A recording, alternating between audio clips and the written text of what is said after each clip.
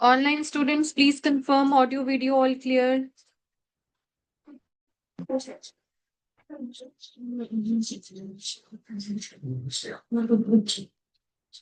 Online students Preeti, Shilpa and Shruti, आप लोग मुझे सुन पा रहे हैं?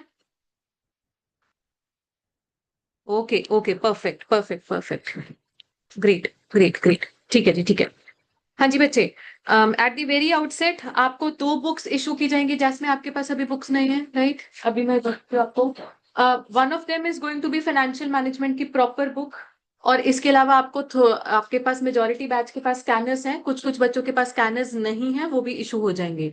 सो for FM we are going to follow this book as well as scanner. जो एसएम की आपको ये हैंडबुक मिली होगी ऑनलाइन स्टूडेंट्स, और एसएम की हैंडबुक है, जब भी आप लोगों को मिलेगी देख लीजिएगा। देखने में सुंदर सी लगती है, हाँ कलरफुल कलरफुल, पढ़ने में मजा आएगा। बेटे ये ना आज जाके रख देना, ये पता है कब काम आएगी? जब आपको एसएम एज सब्जेक्ट आधे दिन में पैक करना है। It is just a handbook, यानी कि summary book. It is not going to be main content. ये क्लासेस में फॉलो होगा भी नहीं, ना ही मैंने आपसे मंगवानी है। मैं अभी से क्लियर कर रही हूँ, strategic management is that subject जो मेरे अपने टाइम से आईसीआई मॉड्यूल से ही पढ़ा जा रहा है और पढ़ाया गया है। जैसे कि आज आपका ऑडिटिंग सब्जेक्ट भी स्टार्ट हो जाएगा, उसके लिए भी you are going to follow एक नेशनल लेवल ऑथर की बुक, बहुत बढ़िया बुक है। ऐसे ही आप लोगों ने ग्रुप 1 लॉ यहाँ पर किया, उसमें भी आपने नेशनल लेवल ऑथर की बुक फॉलो की। वो ऐसे रिसोर्सेज हैं जो हमने अपने टाइम पर आज स्टूडेंट्स फॉलो किए हुए हैं, और आज भी हमें लगता है कि यार उनसे बढ़िया कोई चीज नहीं है। But for strategic management subject कोई भी नेशनल लेवल ऑथर ऐसा नहीं है जिसका हम कह सकें कि यार बहुत बढ़िया बुक बनाते हैं। वो कोई है ही नहीं, हमारे टाइम से कोई नहीं है, और अभी तक कोई भी नहीं आया है। Only ICAI module is the best thing to follow. ठीक, तो सभी के पास जब भी एसएम सब्जेक्ट स्टार्ट होगा, आज नहीं स्टार्ट हो रहा, आज फाइनेंशियल मैनेजमेंट स्टार्ट होगी, बट जब भी स्टार्ट होगा आपके पास आईसीआई मॉड्यूल अवेलेबल होना चाहिए।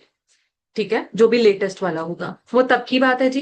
बच्चे आज हम स्टार्ट कर रहे हैं फाइनेंशियल मैनेजमेंट से।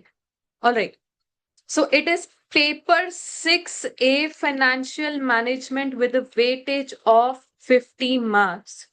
अब इसका एग्जामिनेशन पैटर्न कैसा रहता है, क्वेश्चन पेपर का पैटर्न, कि इसमें से 15 मार्क्स का तो हमारे पास क्या रहेगा, एमसीक्यू।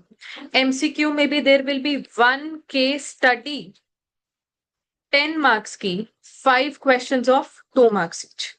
उसके बाद इंडिविजुअल एमसीक्यूज हमारे पास रहेंगे 2+2+1। हमारे पास हो गया जी 15 मार्क्स का एमसीक्यू। उसके बाद हमारे पास रिमेनिंग 35 मार्क्स रहेगा डिस्क्रिप्टिव। डिस्क्रिप्टिव में question number 1 will be compulsory. 5+5+5 कितने मार्क्स हो गए, 15।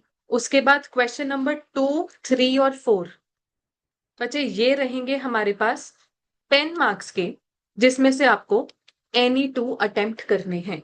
बताइए, 15 मार्क्स का कंपल्सरी +10+10 बन गया 35। अब जो ये 10 मार्क्स है, इसमें से question number 4 will be complete theory, 4+4+2। और बाकी के ये अक्सर न्यूमेरिकल है, बट प्रॉमिस नहीं है कि प्योरली न्यूमेरिकल रहेगा। इट कुड बी 8 मार्क्स का न्यूमेरिकल +2 मार्क्स की थ्योरी, इट कुड बी 5 का न्यूमेरिकल +5 का numerical, it could be 6 marks का न्यूमेरिकल +4 की थ्योरी, या कुछ भी बाइफर्केशन, जो भी 10 मार्क्स में पॉसिबल बाइफर्केशन है वो हो सकती है। छोटू सा थ्योरी क्वेश्चन वहां पर भी आ सकता है, but not always, not always. ठीक है, प्योर थ्योरी क्वेश्चन तो क्वेश्चन नंबर 4 रहेगा ही रहेगा। सो गुड चांसेस आर कि आप क्वेश्चन नंबर 4 को आज चॉइस छोड़ दें, और आप अपने पास न्यूमेरिकल कंटेंट जो है वो करके जाएंगे। So FM financial management is going to be a majority numerical content. ठीक है जी। वही स्ट्रैटेजिक मैनेजमेंट क्या रहेगा, प्योरली थ्योरेटिकल, ये प्योरली न्यूमेरिकल रहेगा। ठीक है जी। All right, so let's talk about what financial management is. Financial management, बच्चे आपने मैनेजमेंट तो पढ़ा हुआ है क्लास 12th में। मैनेजमेंट की मुझे डेफिनेशन बता सकते हैं, या उसके कुल 5 फंक्शंस होते थे? Planning, organizing, staffing, directing, controlling. बगल में वर्ड अटैच कर दो, फाइनेंस। फाइनेंस की प्लानिंग, फाइनेंस की डायरेक्टिंग, फाइनेंस की कंट्रोलिंग। मतलब पैसा कहाँ से आएगा, कहाँ लगाना है, जहाँ लगाया वहां पे बढ़िया लगाया कि नहीं लगाया, बढ़िया रिटर्न आ रही है कि नहीं आ रही है, ये सब फाइनेंशियल मैनेजमेंट में कवर हो जाएगा। बड़ी से बड़ी ऑर्गेनाइजेशन में वैसे तो प्रॉपर फाइनेंस डिपार्टमेंट होते हैं, चीफ फाइनेंशियल ऑफिसर CFO जिसे आप बोलते हैं वो भी होते हैं जी। उनका काम ही यही है, यही फाइनेंस के बारे में प्लान करना। बट मैं बोलूं ऑर्गेनाइजेशन छोड़ो, हर घर में हर इंसान कहीं ना कहीं फाइनेंशियल मैनेजमेंट कर रहा है, करता आया है। इवन आप लोगों ने भी अपनी लाइफ में कभी ना कभी फाइनेंशियल मैनेजमेंट की है। बचपन में पॉकेट मनी किस किस को मिलती थी, रेज योर हैंड। मिलती थी। फिर वो पॉकेट मनी को लेकर सोचना कब कहाँ कैसे खर्च करनी है, कितनी खर्च करनी है, पिज्जा पे कितना उड़ाना है, 500 रुपए का पिज्जा लेना है, 1000 का पिज्जा लेना है। अच्छा, हमारे घर जब कोई गेस्ट आते हैं हम नमस्ते कहने नहीं जाते थे, बाय बाय कहने जाते थे। क्यों जाते थे बाय बाय कहने, पैसे आएंगे। फिर वो पैसे आएंगे तो ये नहीं है कि अच्छा, कई बार ऐसा होता है कि कोई बोलते, बड़े लोग बोलते, मम्मी बोलते ला बेटा मैंने तेरे लिए अलग से वॉलेट बनाया हुआ है उसमें रख दो। नहीं मम्मी नहीं, ये मेरे पास ही रहेंगे, मैंने कल इसे कुछ ना कुछ खाना है। तो फिर ये भी क्या है, पैसा कहाँ से आ रहा है, दिमाग में वही चलता है। जो हमारी यहाँ पर बहनें हैं उनकी प्लानिंग पहले ही चल रही होती है, राखी आ रही है, पैसे मिलेंगे भाई से, फिर पैसे के अच्छा मैंने नया सूट लेना है, कुछ लेना है।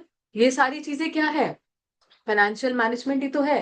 हमारी फैमिली में जो कि ब्रेड विनर्स है, अर्निंग मेंबर्स है, आजो बेटा आजो, इधर आगे जगह है। आज हमारा क्लासरूम बहुत हरा भरा है, भगवान करे ये हरा भरा रहे।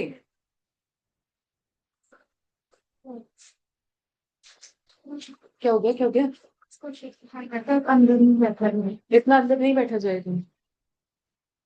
अंदर तो आप ऐसे बोले जैसे जेल में बिठा रहे हैं, आप पिंजरे में कैद कर दिया हमने।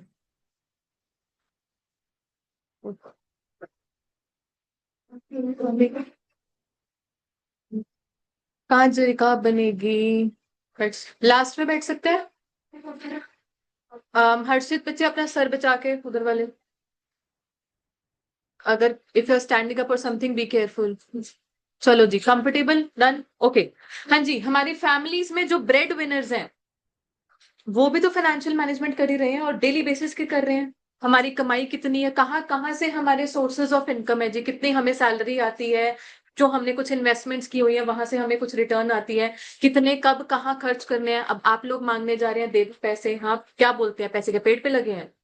सोच समझ के खर्च किया करो, सेव करो, सेव क्यों करो, आगे कभी काम आएंगे। ये सारा काम फाइनेंशियल मैनेजमेंट ही है। और सोचो, if you are talking about an corporate entity तो वहां पे कितने बड़े स्केल पर ये चीजें होती हैं। So that is why we have separate finance departments there, we have a separate designation called CFO there, right. अच्छा, आई एम प्रिटी श्योर आप लोगों ने कहीं में बचपन में पढ़ा भी होगा, there are 3 main decisions to be taken in this subject financial management. One is going to be financing decision, सब आपकी बुक्स में लिखा हुआ है, आपने अभी सिर्फ बात को समझना है। फाइनेंसिंग डिसीजन, इसका क्या मतलब होता है, पैसा कहां से आएगा, what is the source of finance. एक कॉर्पोरेट एंटिटी के लिए long term sources of finance क्या होंगे, long term sources of finance, सोचो लॉन्ग टर्म पैसा वो कहां से रेस कर सकते हैं, बैंक लोन, और पब्लिक से लॉन्ग टर्म कमर्शियल पेपर वगैरह, शॉर्ट टर्म डिबेंचर्स, बॉन्ड्स, और इक्विटी शेयर कैपिटल, ठीक है, और preference shares. There is also one more source of finance, long term source of finance.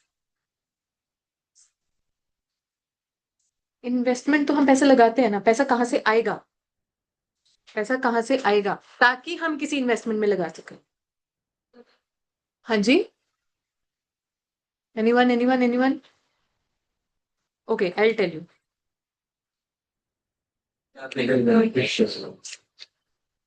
Retained earnings is also a source of finance, जिसको हम use करके किसी नए project में पैसा लगा सकते हैं। ठीक है जी, मैंने लोन और डिबेंचर्स और बॉन्ड्स को एक ही कैटेगरी में रखा, फिर मैंने इक्विटी शेयर कैपिटल अलग कर दिया, मैंने प्रेफरेंस शेयर कैपिटल अलग कर दिया, और रिटेन्ड अर्निंग्स अलग कर दिया। व्हाट इज रिटेन्ड अर्निंग्स,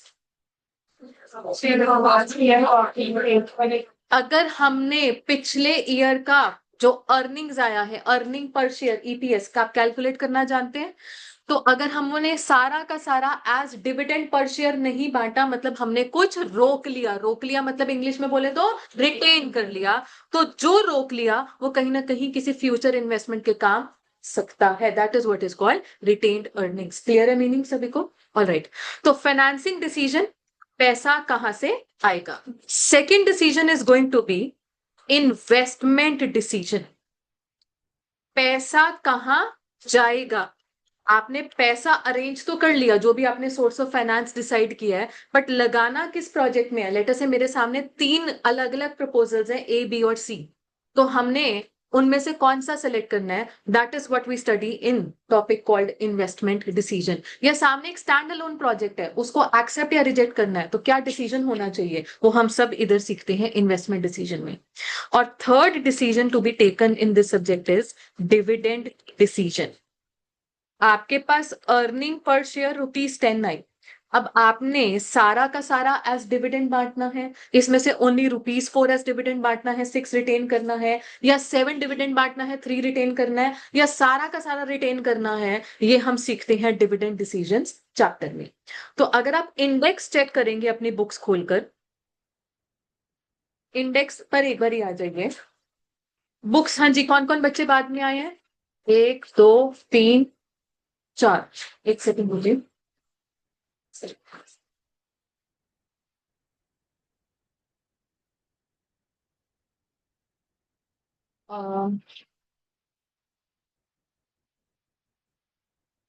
मुझे अभी एक बुक है, बाकी मैं ऑफिस से बाद में ले लूंगी, अभी इतनी ज्यादा मतलब चढ़ेगी नहीं, तो आप मुझे शेयर कर दो, मैं इशू कर दूंगी।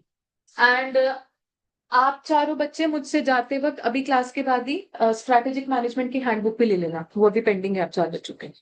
हाँ जी, एक बार आप देखिएगा इंडेक्स में मेरे पास 3 चैप्टर्स चलेंगे which are in the category of financing decisions. उसके बाद एक चैप्टर है जी इन्वेस्टमेंट डिसीजंस, और उसके बाद एक चैप्टर रहेगा डिविडेंड डिसीजंस। उसके बाद 2 और चैप्टर्स है which are generic chapters related to financial management as subject, कुछ बात करेंगे। बट पॉइंट इज जितने भी आप 10 टॉपिक्स देख रहे हैं ना, उसमें से नोटिस करना काम की चीजें क्या रहेंगी जो कि हमको क्लास में, जिसमें हमने ज्यादा टाइम स्पेंड करना है। दिस इंट्रोडक्शन पार्ट जो कि अभी हम डिस्कस करेंगे, मुझे बस 10-15 मिनट इसमें और लगेंगे। This is going to be purely theory thing. Last chapter भी प्योरली थ्योरी रहेगा आपके लिए, टाइप्स ऑफ फाइनेंसिंग। ठीक है। Now there is one chapter called time value of money. काफी बच्चे यहाँ पर फाउंडेशन रूट से आ रहे हैं जी, फाउंडेशन में आपने पढ़ा भी होगा, बट मैं कहती हूँ धुल चुका है। ठीक है, अगर किया भी था तो नहीं आता अभी भी, रिकॉल करवाना पड़ेगा, और रिकॉल करवाना भी जरूरी है क्योंकि थ्रू आउट दिस सिलेबस उन कॉन्सेप्ट्स की जरूरत पड़ेगी जो भी आपके पास नाम थे उधर, पीवीआईएफ पीवीईएफ, तो क्या बला होती है वो हम एक बार रिकॉल करेंगे। भले ही मैं सिर्फ आधा घंटा या 40 मिनट लूंगी, रिकॉल जरूर करेंगे। तो आप एक बार देखो numerical discussion point of view से मेरे पास चैप्टर ही कितने हैं, चैप्टर 3 से लेके चैप्टर 9। कितने चैप्टर हुए? 7। 7, there are only 7 numerical chapters. उसमें भी कुछ कुछ छोटे छोटे 2-2 3-3 दिन में निपटने वाले, कुछ कुछ टाइम भी लेंगे। तो ओवरऑल एफएम सब्जेक्ट में मैं मानती हूँ 45 to 50 लेक्चर मुझे लगता है सिर्फ for financial management. Strategic management में समवेयर 25 to 30 लेक्चर लगेगा। तो फेब्रुवरी एंड तक का हमारा एस्टिमेट है, मैंने अभी क्लियर कर दिया। फेब्रुवरी 28 को आपको एनीवे पूरे सिलेबस के साथ, चाहे वो आपका ग्रुप 1 की कोई पेंडेंसी चल रही होगी, ग्रुप 2 है, जो भी है, हमने पैक करना ही करना है। ठीक, ऑल राइट। नाउ मैं एफएम की डिस्कशन पर, इंट्रोडक्शन पर अभी फिर से आऊंगी, बट बच्चे there are some ground rules. चलो आज बुक्स भी इशू करनी थी, क्लास शुरू करने में थोड़ी सी डिले हो गया, बट कल से शार्पली सुबह 9 बजे क्लास स्टार्ट हो जाएगी। अगर आपका अभी तक का पैटर्न रहा है, क्योंकि आपके ग्रुप जब बाकी उधर क्लासेस चल रही थी उससे पहले, तभी पहली क्लास मेरी होती थी, मैं कहती थी चलो बच्चा आ रहा है 9-10 पे आ रहा है, 9:15 आ रहा है, मैंने कभी ना दिक्कत नहीं क्रिएट की, क्योंकि उधर क्लासरूम आपको भी मालूम है बड़ा है। यहाँ पर जैसे कोई लेट आता है पहले तो इधर उधर ढूंढेगा मैंने कहाँ बैठना है। टाइमली आओ, 9-10 मैक्सिमम टाइम है। अभी 1-2 दिन में यहाँ पर ना वो लगने वाली है बोल्ट, कुंडियां, 9-10 बजे कुंडी लग जाएगी दरवाजे की, एंट्री नहीं है। कोई आए 9:15 पे, कोई आए 9:20 पे, मैं बोल दूंगी ऑफिस में बैठ जाओ भाई, आराम से बैठो पढ़ाई करो। क्लासरूम में मैं एंट्री नहीं देने वाली हूँ क्योंकि फ्लो डिस्टर्ब होता है थोड़ा सा। एंड ऑल्सो भाई किसी ने कोई पानी पीना है, पहले ही बोतल भर के रख लो, 9 बजे आ रहे हो पहले ही बोतल भर के रख लो। वॉशरूम जाना है ठीक है, क्योंकि जैसे ही यहाँ पे आप सोचो, इधर का एक बच्चा बोल रहा है मेरे को उठ के जाना है बाहर में, पहले तो इन दो को उठाएंगे, फिर यहाँ से निकलेंगे, मैं भी देख रही हूँ, फिर वहां पे जाते जाते अच्छा बैग खाली करना। थोड़ा सा समझो, इस चीज को सीरियसली लेना है आप सभी ने। सुबह डेली पहली मेरी ही क्लास रहेगी। वेरी रेयर चांसेस कि कभी इधर उधर टाइमिंग्स आपके हो जाते हैं, बट अदरवाइज मेरी क्लास रहेगी। And I am going to be very very strict about this rule. मैंने नहीं अलाउ करना तो नहीं अलाउ करना। सेकेंडली, कल हमारी जो पार्टी थी बहुत मजा आया, काफी ऐसे बच्चे, टैलेंटेड बच्चे, डांस बहुत बढ़िया करते हैं, क्या बात है। बट वो कल की बात कल ही रह गई। Yes there are good memories, सब कुछ है। वैसे ही आप लोगों के साथ एक होता है ना, चलो एक अटैचमेंट हो जाती है, वो मुझे भी है, साहिल सर, धीरज सर को भी है। बट पॉइंट इज, अगर कुछ रूल्स हैं तो रूल्स हैं। अब ये नहीं है कि हाँ थोड़ा खुल गए हैं हम टीचर्स के साथ, तो चलो मौज मस्ती चलती रहेगी। वो मौज मस्ती कल हो चुकी है। अब उसके बाद वापस से get back to your studies. आप प्रॉपरली रूल्स को फॉलो कीजिए, कोई इधर उधर की एक्स्ट्रा कोई बातचीत नहीं, कोई क्लास में एक्स्ट्रा कमेंट्री नहीं। जहां कुछ दिखाई दिया कि मेरा क्लास फ्लो डिस्टर्ब हो रहा है, मैंने बिल्कुल हेजिटेट नहीं करना कि बेटा शोर आ रहा है, you are creating nuisance in the class, उठ के जाओ मेरी क्लास से। मैं इस चीज में बहुत ज्यादा पर्टिकुलर होंगी, because this subject is lengthy और टाइम इसका लिमिटेड है। कॉस्टिंग के लिए ले गए हम 4 महीने, इसके लिए मेरे पास 4 महीने नहीं है। मैंने अभी बता दिया फरवरी 28 तक कितना टाइम है हमारे पास, 3.5 months। तो थोड़ा सा हमें स्ट्रिक्ट रहना पड़ेगा, ठीक है। एंड नोटिस कर लेना, एफएम में देर आर नॉट दोस्त होमवर्क सॉल्यूशंस, कॉस्टिंग की बुक में मिल जाएंगे। एफएम में मैं अभी से बता रही हूँ नहीं है। मतलब होमवर्क भी हमको साथ के साथ इसका जो भी है करना है। अगर आपने होमवर्क नहीं किया, अगले दिन क्लास में डिस्कस हो रहा है, आप ही नहीं करके आए, तो आप बिल्कुल ब्लैंक बैठे हो, ये समझ लो। होमवर्क करना, अदरवाइज मुझे क्या पड़ी थी, मैंने कॉस्टिंग में अगर सॉल्यूशंस डाले हुए हैं, मुझे क्या पड़ी थी कि मैं एफएम में ना डालूं। बिकॉज एफएम का homework tends to take a back seat in comparison to other subjects. इसमें लगता है बच्चे को कि फॉर्मूला फॉर्मूला, आज भी आप देखेंगे फॉर्मूला फॉर्मूला लगेंगे, गलत फहमी आ जाती है कि अच्छा होमवर्क ना भी कर रहे हो, अरे फॉर्मूला ही तो है। होमवर्क करना बहुत बहुत जरूरी है, ठीक है जी। चलिए, coming back to the concept of financial management. ये 3 डिसीजन है बच्चे, तीनों के मीनिंग सभी को क्लियर हो गए हैं। फाइनेंसिंग डिसीजन मतलब पैसा कहां से आएगा, इन्वेस्टमेंट डिसीजन मतलब पैसा कहां लगाना है, और डिविडेंड डिसीजन मतलब कितना डिविडेंड बांटना है और कितना ईपीएस का पोर्शन हमने रिटेन करना है। एक थ्योरी क्वेश्चन बनता है, these 3 decisions are inter related with each other, explain. ये तीनों आपस में इंटर रिलेटेड कैसे हो सकते हैं, ध्यान से बात को सुनिएगा जी। हमारे पास पैसा जहां से भी आएगा, it comes at a cost, it comes at a financing cost. मुझे अगर लोन से पैसा अरेंज करना है, लोन की भी कोई इंटरेस्ट कॉस्ट है। प्रेफरेंस शेयर से पैसा अरेंज करना है, उसकी भी कुछ ना कुछ प्रेफरेंस डिविडेंड देना है। अब भले ही इक्विटी शेयर कैपिटल को लेकर कोई फिक्स्ड ऑब्लिगेशन नहीं है, मेरी मर्जी मैं डिविडेंड दूं या ना दूं, वह कंपनी की मर्जी होती है। बट पॉइंट इज, ऐसा थोड़ी ना कभी भी कुछ नहीं करेंगे उनके लिए, कोई ना कोई कॉस्ट तो यहाँ पर भी होती है। और ये ना सोचे रिटेन अर्निंग्स भी तो हमारा रोका हुआ पैसा है, ये तो फ्री में पड़ा है जी, फ्री में नहीं पड़ा। इसकी भी कुछ ना कुछ कॉस्ट है। ये किसका पैसा है अल्टीमेटली, रिटेन अर्निंग्स, किसका हक है इस पर, इक्विटी वालों का, कुछ ना कुछ कॉस्ट है। इनफैक्ट यहाँ पर कॉन्सेप्ट एक चैप्टर में निकल कर आएगा, अपॉर्चुनिटी कॉस्ट। अगर लेटर से मेरे पास बैंक में कुछ पैसा पड़ा है और मैं सोचूं उसको निकाल कर कहीं पर लगा दूं, तो जहां पे मैंने लगाना है, एक प्रोजेक्ट में लगाना है, तो मैं थोड़ी ना बोलूंगी मेरे पास ये पैसा वेला पड़ा था, वेला थोड़ी ना पड़ा था, बैंक में लगा हुआ था। चाहे वहां से 4% मुझे इंटरेस्ट की कमाई करके दे रहा था, वो 4% तो था ना। तो 4% क्या हो गया, अपॉर्चुनिटी कॉस्ट। तो हर सोर्स की कुछ ना कुछ एक कॉस्ट रहेगी। लेट अस से आई रेज्ड माय फाइनेंस एट 12%, ठीक। नाउ मुझे नेक्स्ट डिसीजन टेकअप करना है, इन्वेस्टमेंट डिसीजन, पैसा कहां लगाना है। So I have to make sure जिस प्रोजेक्ट में ये पैसा लगेगा वहां से कम 12% की कमाई तो करके दे, क्योंकि 12% तो फाइनेंस कॉस्ट ही होगी, रिटर्न भी तो प्रोजेक्ट से 12% की आनी चाहिए। तो हो गया ना फाइनेंसिंग डिसीजन और इन्वेस्टमेंट डिसीजन इंटर रिलेटेड कहीं ना कहीं, राइट। अच्छा, इन्वेस्टमेंट डिसीजन जब हम टेकअप करते हैं, हम ये सोचते हैं कौन से प्रोजेक्ट में पैसा लगाना है। हर प्रोजेक्ट को तो सेम पैसा नहीं चाहिए। प्रोजेक्ट ए को चाहिए 1.5 करोड़, प्रोजेक्ट बी को चाहिए 4 करोड़। पहले मैं ये तो देखूं कौन सा प्रोजेक्ट टेकअप करना है। जब पता चलेगा 1.5 करोड़ वाला टेकअप करना है या 4 करोड़ वाला टेकअप करना है, तो जाके हम सोचें अच्छा पैसा 1.5 करोड़ चाहिए, कहाँ से आ सकता है? 4 करोड़ चाहिए, कहाँ से आ सकता है? क्योंकि अमाउंट्स के ऊपर भी कहीं ना कहीं ये फाइनेंसिंग डिसीजन डिपेंड कर जाएगा।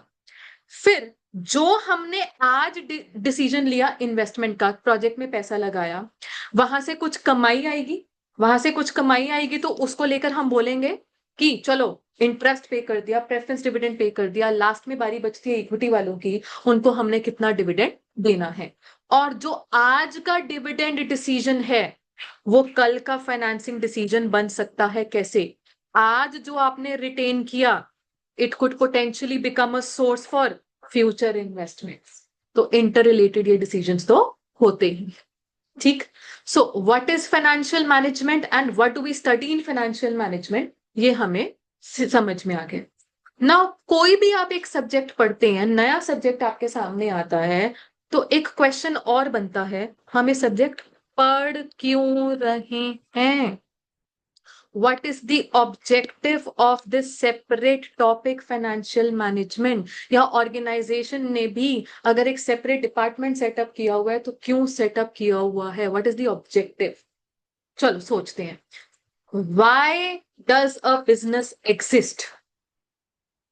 बिजनेस स्टडीज में पढ़ा होगा, प्रॉफिट मैक्सिमाइजेशन। तो हम बोलेंगे हमने फाइनेंस डिपार्टमेंट सेटअप किया, या हम इस सब्जेक्ट को पढ़ते हैं, इस डिसिप्लिन को पढ़ते हैं for profit maximisation as an objective.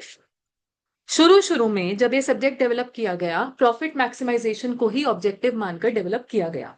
But धीरे धीरे धीरे इस ऑब्जेक्टिव की कुछ लिमिटेशन सामने आने लगी। आइए एक बार डिस्कस करते हैं। मान लीजिए there are two projects A and B, दोनों की लाइफ 3 साल है, और इसने प्रॉफिट आफ्टर टैक्स कह लो, अभी के लिए मैंने पैट आपके सामने वर्ड रख दिया, 10,000, 20,000 और 30,000। प्रोजेक्ट की लाइफ ही 3 साल है, 3 साल के बाद प्रोजेक्ट खत्म है, वाइंड अप है। और प्रोजेक्ट बी की लाइफ भी 3 साल है, और इसके प्रॉफिट आफ्टर टैक्सेस कुछ ऐसे है।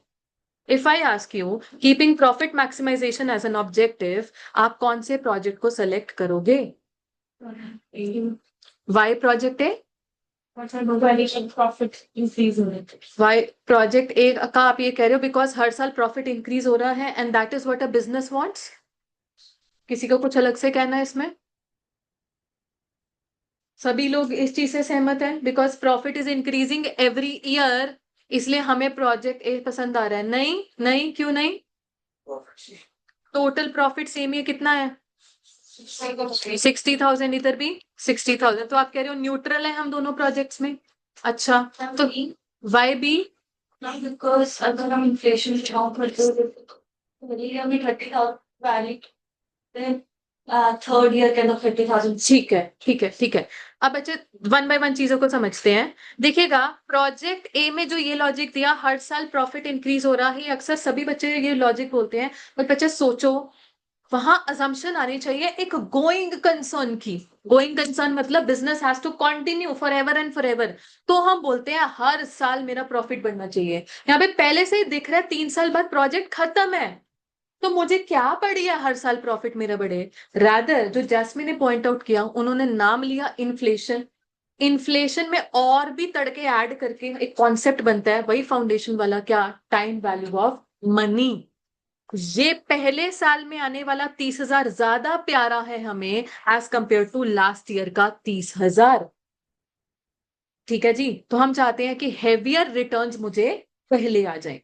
अच्छा, टोटालिटी वाली बात देखनी नहीं चाहिए, रीजन बीइंग ये आपस में एडेबल ही नहीं है कायदे से।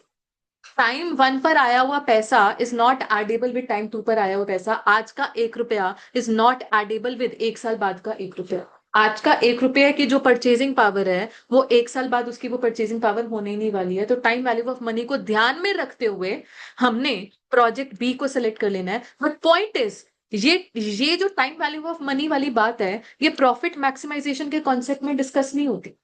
प्रॉफिट मैक्सिमाइजेशन तो क्या कहता है? प्रॉफिट जहां ज्यादा उठा लो। यहां पर न्यूट्रल है तो कोई भी सभी उठा लो, दोनों के बराबर है तो हम न्यूट्रल है दोनों प्रोजेक्ट्स में, राइट? सो एक लिमिटेशन प्रॉफिट मैक्सिमाइजेशन की क्या आई? It ignores the concept of time value of money.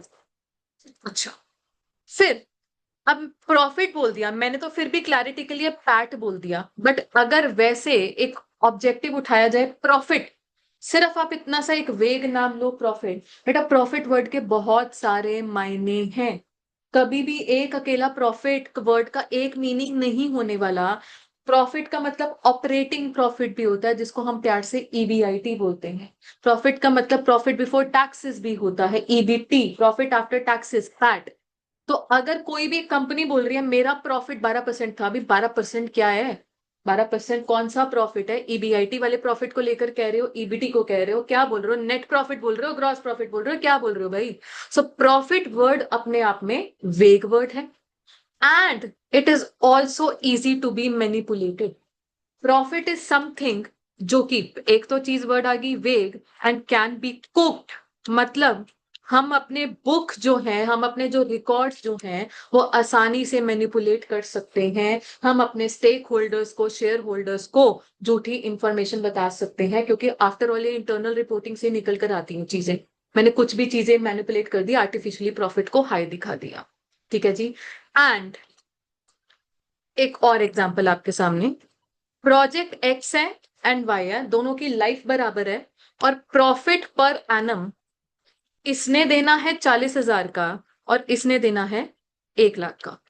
ठीक है, बट मैं आपको इतना बता रही हूं कि ये सेटअप हो रहा है इन, लेटर से, बद्दी फैक्ट्री सेटअप हो रही है। ठीक है, और ये सेटअप होने वाला है सीरिया। अब profit maximization, only profit maximisation as an objective को दिमाग में बिठाओ। आजू बाजू की इंफॉर्मेशन, यो सीरिया कहाँ क्या है, वहां पे तो कुछ भी नहीं है, बत्ती में ये है, कुछ नहीं, ओनली प्रॉफिट मैक्सिमाइजेशन को दिमाग में बिठाओ, और उसके हिसाब से तो कौन सा सेलेक्ट कर लोगे? वाई। वाई। बट अगर आप बाकी की चीजें भी डालो, सीरिया कोई जगह है प्रोजेक्ट सेटअप करने के लिए? सेटअप होता होता ही कुछ भी हो जाए वहां पे, बद्दी सेफ जगह है, तो रिस्क कहाँ ज्यादा है? वाई प्रोजेक्ट में। तो पॉइंट इज, अकेला word profit maximization risk factor को तो कंसिडर ही नहीं करता। It ignores risk, it ignores risk. ठीक है जी, ये सारी बातें आपके पास आपकी बुक में लिखी हुई है फर्स्ट चैप्टर के थ्योरी कंटेंट में। ठीक है, ये 4 लिमिटेशंस निकल कर आई, इसे हमें लगा प्रॉफिट मैक्सिमाइजेशन तो ऑब्जेक्टिव नहीं होना चाहिए। अगर ये ऑब्जेक्टिव नहीं है तो फिर क्या? फिर क्या? एक वर्ड निकल कर आया, वेल्थ मैक्सिमाइजेशन। वेल्थ को हम बच्चे वैल्यू मैक्सिमाइज, वैल्यू भी बोल देते हैं। नो, वैल्यू मतलब अल्टीमेटली एक कॉर्पोरेट एंटिटी का अल्टीमेट ओनर कौन है? शेयर होल्डर वर्ड खाली नहीं, इक्विटी शेयर होल्डर कह रहे हैं जी। इक्विटी शेयर होल्डर के पास जो शेयर्स हैं उनकी मार्केट वैल्यू मैक्सिमाइज होनी चाहिए, इक्विटी शेयर होल्डर्स की वेल्थ मैक्सिमाइज होनी चाहिए। अब अपने आप में ये ऑब्जेक्टिव कंसिडर करेगा जी concept of time value of money. हमने इस सब्जेक्ट में वैल्यू कैलकुलेशन भी सीखनी है, वहां पर अपने आप ही time value of money consider हो जाया करता है। सोचो किसी कंपनी ने एक रिस्की प्रोजेक्ट उठा लिया, सीरिया वाला प्रोजेक्ट उठा लिया, प्रॉफिट मैक्सिमाइजेशन वाले गोल को फॉलो करते हुए। ये बात इक्विटी शेयर होल्डर को पता चल रही है कि कंपनी ने रिस्की प्रोजेक्ट उठाया, चले ना चले कुछ नहीं पता। तो ऐसे में क्या इंपैक्ट आएगा शेयर के मार्केट प्राइस पर? नीचे जाएगा। ये बात कभी भी कंपनी को पसंद नहीं होगी, जो कंपनी में बोर्ड ऑफ डायरेक्टर्स है, सीईओ है, सीएफओ है, किसी को पसंद नहीं होगी। तो डिसीजन ही ऐसे लिए जाएंगे जिससे वैल्यू मैक्सिमाइज्ड रहे। रेकलेस डिसीजन, इररिस्पॉन्सिबल डिसीजन नहीं लिए जाएंगे। ये वैल्यू वर्ड अपने आप में कोई वेग वर्ड नहीं है बेटा, ये क्लियर कट है, पता है market price of equity share क्या चीज होती है, and it can not be easily manipulated also. मैं इजिली वर्ड बोल रही हूँ, मैं ये नहीं बोल रही इम्पॉसिबल टू मैनिपुलेट, मैं बोल रही हूँ कैन डिफिकल्ट टू मैनिपुलेट है। Profit is easy to manipulate, but market price of equity share is not easy to manipulate. ये हम जैसे आप लोगों के बस की बात नहीं है, वैसे भी किसी भी के आसानी से बस की बात नहीं है। बहुत तगड़े एफर्ट्स लगते हैं इक्विटी शेयर को आर्टिफिशियली मैनिपुलेट करने के लिए, अदरवाइज वैसे ये एक काफी ट्रांसपेरेंट चीज मानी जाती है। बाय द वे, आप में से कोई लोग एक्टिवली इन्वेस्ट कर रहे हैं या ट्रेड कर रहे हैं in share market? None of you, कोई इन्वेस्टमेंट्स नहीं है?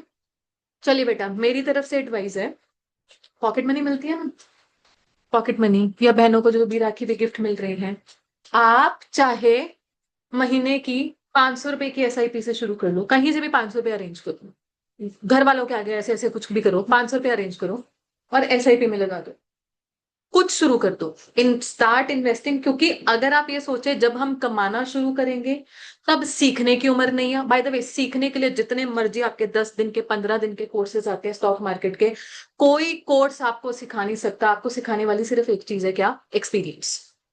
पैसा कोई नहीं, 500 लगाया कहीं पर, 1000 लगाया, 2000 लगाया, डूबेगा, थोड़ा बहुत ऊपर नीचे जाएगा। अब मेरे से कभी कुछ ना पूछना, क्योंकि मैंने खुद लगा के छोड़ा हुआ है।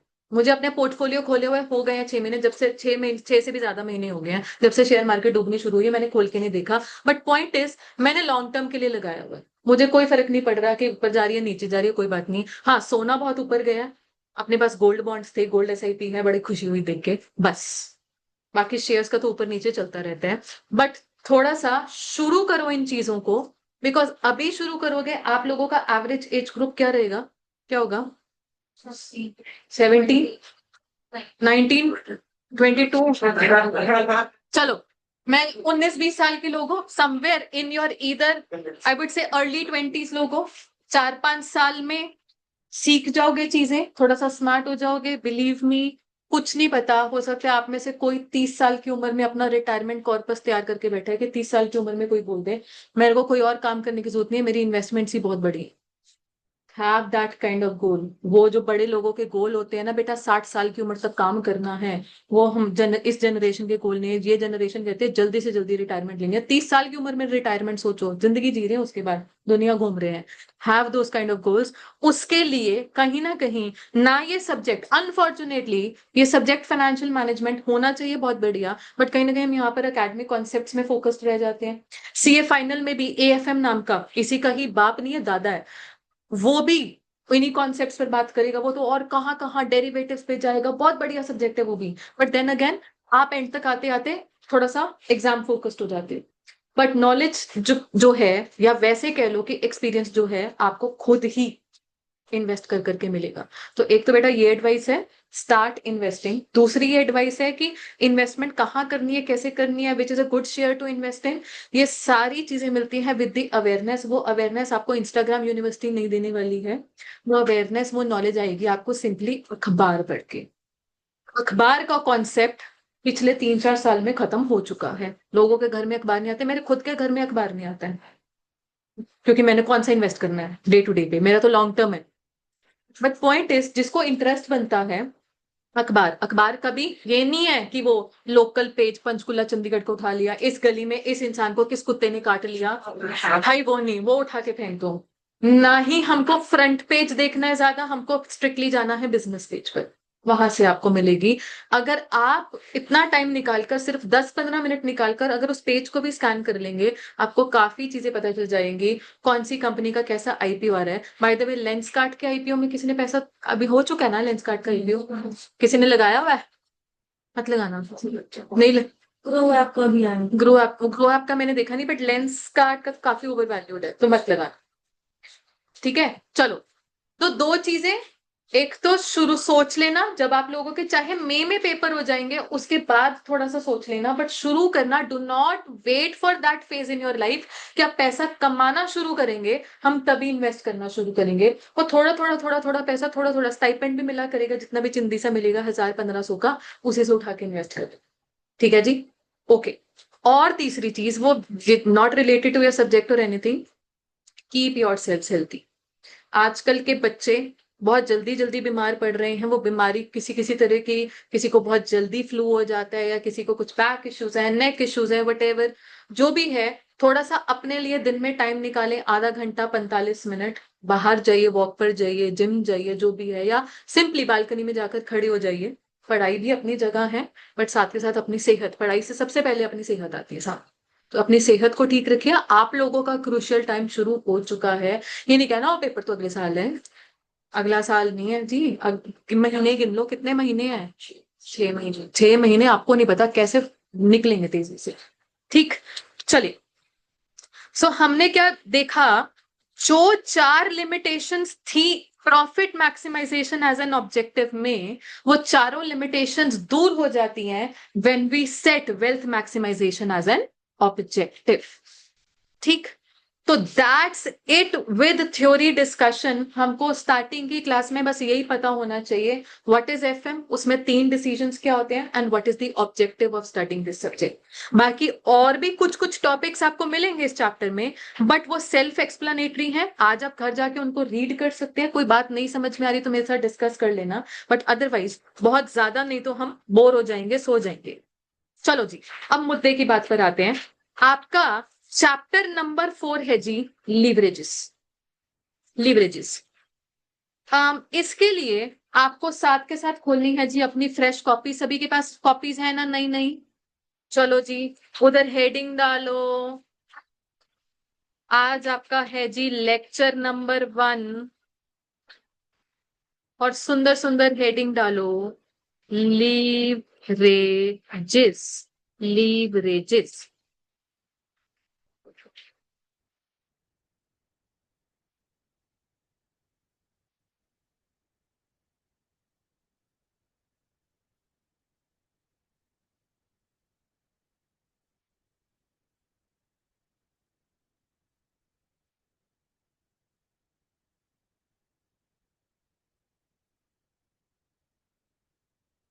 हाँ जी, मुझे कुछ काम हमने सबसे पहले अपनी कॉपी में ही लिखना है।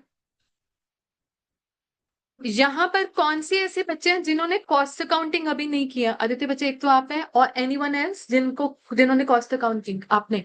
वैसे आपको पहले से आइडिया होगा थोड़ा बहुत। ओके, एक चीज है आदित्य, आप समवेयर कॉस्ट अकाउंटिंग के आज ही एक तो क्लासेस शुरू कर देना। वहीं पे ना उसके कुछ लगभग दूसरे या तीसरे लेक्चर में कॉन्सेप्ट निकल कर आएगा।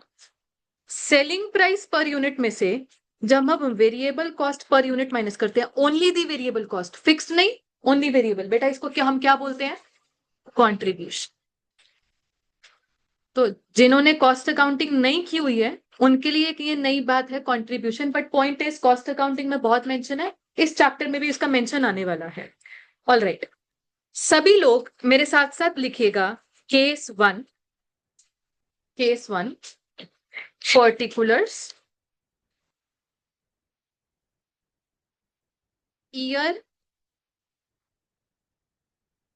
23 और ईयर 24, यूनिट्स 5000, और ईयर 24 में ये 10% से बढ़ गए थे, तो कितने हो गए जी? 5500।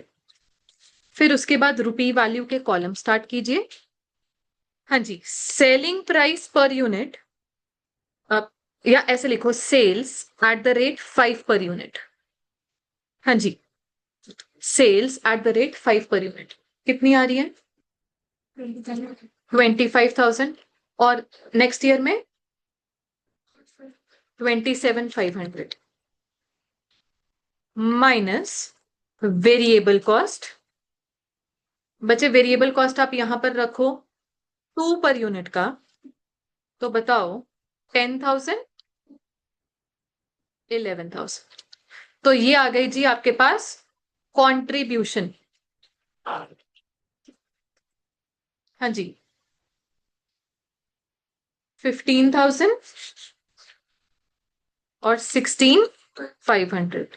All right, minus fixed cost 10,000 लिख दो।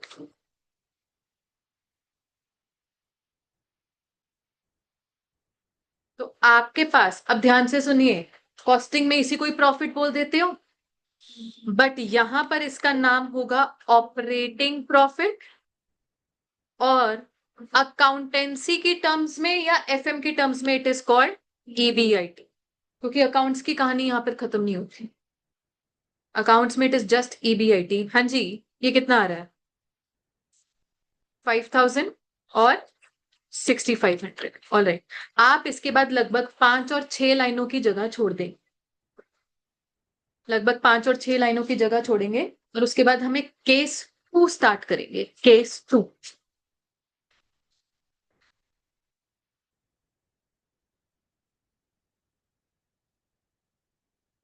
5 और 6 लाइनों की जगह छोड़ो, और केस 2 स्टार्ट करूं।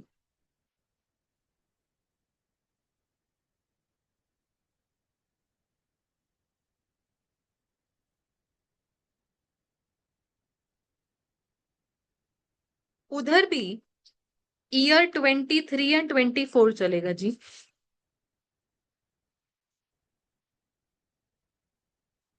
हाँ जी, यूनिट सेम रखना बेटा, 5000 यूनिट्स, और 10% ग्रो करवाकर 5500।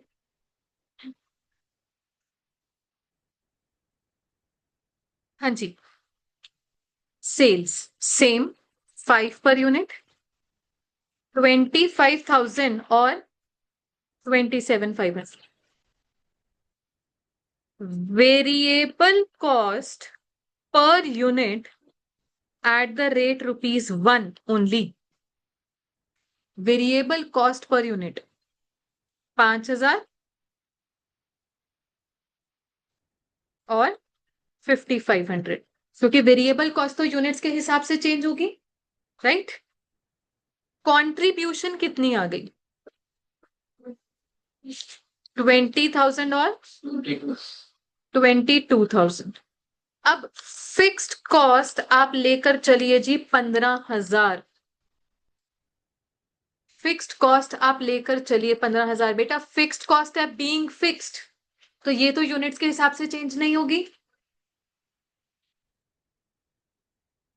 और आपके पास ईबीआईटी या जिसे आप ऑपरेटिंग प्रॉफिट बोलते हैं, वो कितना आ गया?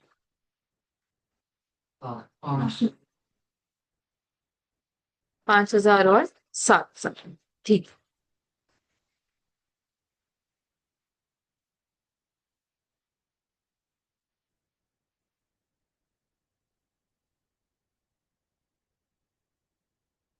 हाँ जी।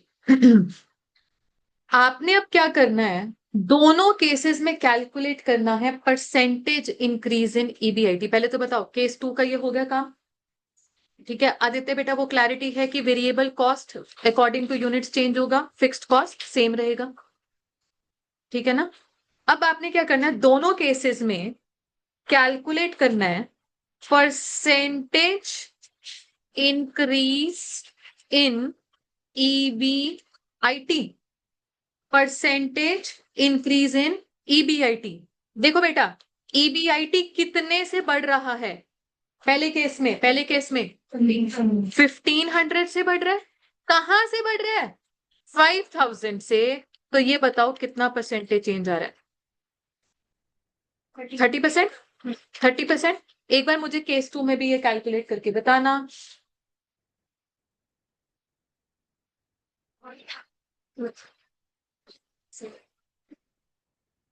परसेंटेज इंक्रीज इन ईबीआईटी, 2000 से ईबीआईटी बढ़ रहा है। कहां से बढ़ रहा है? 5,000 से। और ये कितना बढ़ रहा है? 40%। एक जगह 30% है और एक जगह 40% है, ठीक। दोनों केसेस सामने हो गए कंप्लीट।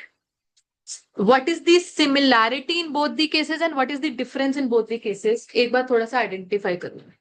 पहले क्या सिमिलैरिटीज है? यूनिट्स दोनों सालों के सेम है, और जो हमने यूनिट्स ग्रो करवाए 10% से वो सेम है। सेलिंग प्राइस भी सेम है। फर्क कहाँ आ रहा है? वेरिएबल कॉस्ट और फिक्स कॉस्ट में। बट आप एक चीज नोटिस करना, साल 2023 में जो ईबीआईटी आ रहा है कितना? 5,000। वही केस 2 में भी 5,000 ही है। तो सोचो, सोचो दोनों केसेस में पहले साल में सेम ईबीआईटी है, फिर हमने दोनों केसेस में यूनिट्स इंक्रीज करवाए 10% से, बट दूसरे साल में ईबीआईटी सेम नहीं आया। रादर दूसरे साल में ईबीआईटी ज्यादा ग्रो कर गया। पहले साल में ग्रो करा तो 30% से, दूसरे साल में ईबीआईटी ग्रो करा 40% से। वैसे बेस पॉइंट 5,000 तो सेम था, 5,000 से ही ग्रो कर रहा है, इधर भी 5,000 से ही ग्रो कर रहा है। बट इधर क्यों ज्यादा ग्रो कर गया केस 2 में? उधर वेरिएबल कॉस्ट कम है या ज्यादा है? As comparison, in comparison, variable cost in comparison to case 1 case 2 में कम है। मतलब बट इधर फिक्स्ड कॉस्ट ज्यादा है बच्चे। अब मेनली आप पकड़ो फिक्स्ड कॉस्ट वाले एलिमेंट को। सोचो, जब मेरा आउटपुट बढ़ रहा है 10% से, मेरी मतलब सेल वैल्यू बढ़ रही है 10% से, मेरा वेरिएबल कॉस्ट भी बढ़ रहा है 10% से, मेरी कंट्रीब्यूशन भी बढ़ रही है 10% से, राइट। बट क्या नहीं बढ़ा? Fixed cost. कंट्रीब्यूशन तो प्रोपोर्शनेटली 10% से बढ़ गई, but fix cost being fix उसने तो चेंज नहीं होना। इसलिए मेरी ईबीआईटी 10% से नहीं बढ़ी, 40% से बढ़ी है, क्योंकि फिक्स कॉस्ट तो वही रह गया। Extra contribution leads to extra EBIT जी। सो पॉइंट इज, हम इसको बोलते हैं, एक वर्ड मैं आपके सामने रखने जा रही हूं, मैग्निफिकेशन। अगर मेरी सेल्स बढ़ रही है 10% से, मेरा ईबीआईटी प्रोपोर्शनेटली 10% से नहीं बढ़ा, मैग्नीफाई होके बढ़ा है। और ये मैग्निफिकेशन का कारण ही यही है, फिक्स्ड कॉस्ट। मैग्निफिकेशन का कारण ही यही है फिक्स्ड कॉस्ट, क्योंकि फिक्स्ड कॉस्ट थोड़ी ना बढ़ रही है, साथ के साथ सेल्स बढ़ गई, साथ के साथ वेरिएबल कॉस्ट भी बढ़ गया, मतलब कंट्रीब्यूशन बढ़ गई 10% से। परसेंटेज चेंज देखो तो यहां तक तो 10% ही है। कहां पर आकर बात मेरी रुक जाती है? फिक्स्ड कॉस्ट पे। इसकी वजह से ईबीआईटी का रिजल्ट 40% था। फिक्स्ड कॉस्ट केस 1 में भी थी, भले ही कम थी, बट थी। और उधर भी आप मैग्निफिकेशन देख सकते हो। मैग्निफिकेशन का क्या मतलब है बेटा? सेल्स बढ़ रही है 10% से, बट क्या ईबीआईटी भी 10% से ही बढ़ा है? जी नहीं, केस 1 में 30% से बढ़ा है, मैग्नीफाई होकर बढ़ा है। कारण क्या था? ये फिक्स्ड कॉस्ट जो है, चाहे amount in comparison to case 2 कम है, बट है तो सही ना। As long as fixed cost exist कर रही है, मैग्निफिकेशन होगी ही होगी। मैं आपके सामने एक एग्जांपल रखती हूँ। Let us say there is no fixed cost ever, किसी कोई एक कॉस्ट स्ट्रक्चर है, मैं अलग से आपके सामने इंफॉर्मेशन रख देती हूँ। मान लो जी, पहले साल मेरी सेल्स थी 10,000 की, वेरिएबल कॉस्ट था 6,000 का, कंट्रीब्यूशन आ गई कितनी? 4,000 की। मान लीजिए कंपनी के पास कोई फिक्स्ड कॉस्ट है ही नहीं, ईबीआईटी कितना आ गया? 4,000। अब कह लो जी सेल्स मैंने बढ़ा दी, लेटर से मैंने 12% से बढ़ा दी, 10%, 12%, कोई भी परसेंटेज अज्यूम कर लो, कितनी होगी जी बताना? 11, 200। अच्छा, वेरिएबल कॉस्ट 12% से बढ़ाना प्लीज। 6720। कॉन्ट्रीब्यूशन कितनी हो गई है? 4480। कोई फिक्स कॉस्ट तो है ही नहीं, तो ईबीआईटी भी 4480। चेक कर लो, ईबीआईटी में ग्रोथ कितनी है? 480 से इंक्रीज हो रहा है, 4,000 से, मतलब कितने परसेंट से? 12%। तो जहां फिक्स्ड कॉस्ट ही नहीं है, क्योंकि शुरू से सारी चीजें 12% से बढ़ रही है, कंट्रीब्यूशन भी 12%, कंट्रीब्यूशन के बाद कुछ है ही नहीं, जो कंट्रीब्यूशन है वही ईबीआईटी है, मतलब ईबीआईटी भी बढ़ रहा है 12% से। तो हाँ, ईबीआईटी बढ़ रहा है, बट मैग्नीफाई होके नहीं बढ़ रहा है, मैग्निफिकेशन यहां पर नहीं है। तो मतलब समझ में आ रहा है मैग्निफिकेशन क्या होता है? मैग्निफिकेशन मतलब when EBIT increases by a percentage which is more than in percentage increase in sales. बेटा, this concept is called leverage. Now what do we mean by leverage? आपका एक ये बचपन में साइंटिफिक टर्म भी होता था, लीवर, फिजिक्स में पढ़ते थे। लीवर पुल्ली वाला चैप्टर नहीं याद होगा, चलो छोड़ो। लीवर का क्या मतलब होता है? किसी चीज को पुश करके, कुछ ट्रिगर करके आगे हम बढ़ाते हैं। तो यहां पर भी क्या कह रहे हैं? फिक्स्ड कॉस्ट का इस्तेमाल करके मैंने ईबीआईटी को पुश दिया, मतलब कुछ ना कुछ एक लीवरेज यहां पर वर्क कर रही है। ठीक है, तो एक वर्ड है जी लीवरेज, उसकी डेफिनेशन ही यही है। ऑपरेटिंग लीवरेज नाम है जी, केस 1 के नीचे इसकी डेफिनेशन लिख सकते हैं। इसकी डेफिनेशन ही इसका एक फॉर्मूला है। वैसे तो सारा फॉर्मूला बुक में भी होगा बेटा, बट अभी कॉन्सेप्ट समझ रहे हैं तो हाथ से लिखना बहुत बहुत जरूरी है। It is percentage increase in EBIT due to percentage increase in sales. लिखो हाथ से ये फॉर्मूला, केस 1 के नीचे लिख लो। Percentage increase in EBIT divided by percentage increase in sales.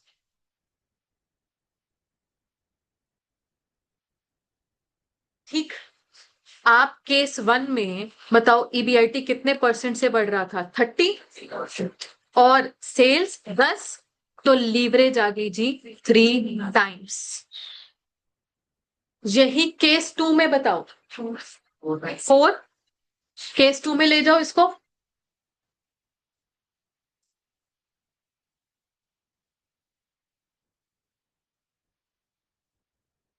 Case 2 में बचे again operating leverages percentage increase in EBIT divided by percentage increase in sales. हाँ जी, इधर 40/10 कितना हो गया? 4 times.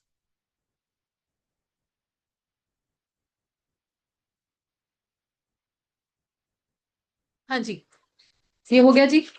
So leverage is a measure of that magnification. अगर आपने सेल्स बढ़ाई, मैं केस 2 पर की बात कर रही हूं, सेल्स बढ़ाई 10% से तो ऑपरेट और हमारे पास ईबीआईटी बढ़ जाएगा 40% से। लेट से ये 4 टाइम्स वाला मेजर ही चल रहा है, मतलब सेल्स अगर बढ़ाई 15% से तो ईबीआईटी कितने परसेंट से बढ़ जाएगा? 15 × 4 60% से। लीवरेज वो मेजर है जो आपको बताएगा कितनी मैग्निफिकेशन है। Higher the fix cost higher the magnification, lower the fix cost lower the magnification, no fix cost no magnification. अगर उस केस में सेल्स बढ़ाओगे 15% से, ईबीआईटी भी बढ़ेगा 15% से। बढ़ेगा तो सही, सेल्स बढ़ा तो ईबीआईटी बढ़ेगा, बट नो मैग्निफिकेशन। ठीक है जी, ओके। अब आप बच्चे एक चीज नोटिस करना, ये आपने परसेंटेज इंक्रीज कहां से मेजर किया? कहां से? साल 2023 से या 24 से? 23 से। ये चीज अभी दिमाग में रखना, ठीक है।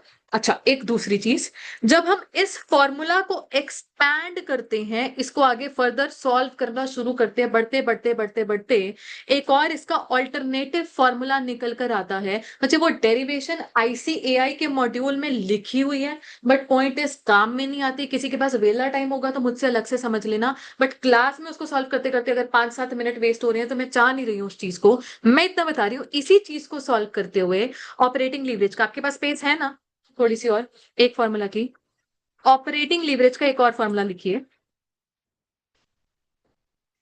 ऑपरेटिंग लीवरेज का एक और फॉर्मूला लिखिए please. Contribution upon EBIT. Contribution upon EBIT. ठीक है। अच्छा, मैंने आपसे पूछा था ये परसेंटेज इंक्रीज आपने कहां से मेजर किया? साल 2023 से। तो साल 2023 की कंट्रीब्यूशन अपॉन ईबीआईटी लगाना।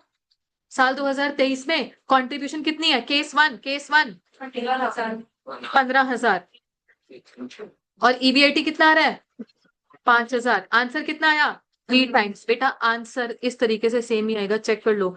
परसेंटेज चेंज वाला फॉर्मूला लगाया था तब भी 3 टाइम्स, और ये वाला फॉर्मूला लगाया तब भी 3 टाइम्स। मैंने आपको क्या बताया? कॉन्ट्रीब्यूशन अपॉन ईबीआईटी, इसी को तो सॉल्व कर करके आ रहा है। बट कहाँ क्या ध्यान रखना है, ये contribution upon EBIT revise scenario के लिए नहीं लगाना, ओरिजिनल सिनारियो के लिए लगाना है। जहां से आपने परसेंटेज चेंज मेजर किया है वहां के लिए लगाना है। आप ये नहीं कह सकते साल 2024 में ये contribution upon EBIT same answer लाके देगा 3, चेक कर लो, नहीं लाके देगा। साल 2024 में कंट्रीब्यूशन कितनी है? 16,500 बाई ईबीआईटी 6,500। आंसर सेम नहीं आने वाला, नहीं आने वाला। तो पॉइंट इज, इसको हम बोलते हैं लेवल स्पेसिफिक, मतलब ईयर स्पेसिफिक हो गया। अगर ये फॉर्मूला 2023 में लगा रहे हो अलग आंसर है, 2024 में लगा रहे हो अलग आंसर है। आंसर सेम कभी चाहते हो तो वो ये है कि ये दो फॉर्मूला सेम आंसर देंगे, बशर्ते आपने जहां से चेंज मेजर किया है उसी के लिए ही कंट्रीब्यूशन अपॉन ईबीआईटी वाला फॉर्मूला लग रहा है। एक बार वेरीफाई करने की कोशिश करते हैं इन केस 2 ऑल्सो। बेटा केस 2 में बी लगाओ, operating leverage is equal to contribution upon EBIT. हाँ जी, साल 2000 कौन सा? 23 20,000 डिवाइडेड बाय 5,000 कितनी आ रही है? 4 टाइम्स। ठीक है, एक ही चीज है, दो फॉर्मूला है।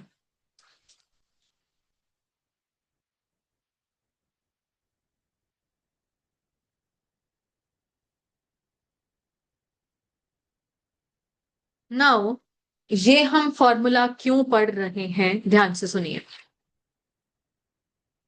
मान लीजिए मैं आपके लिए केस 3 क्रिएट कर रही हूँ और उधर सिर्फ और सिर्फ साल 2023 की बात कर रही हूँ, सिर्फ साल 2023।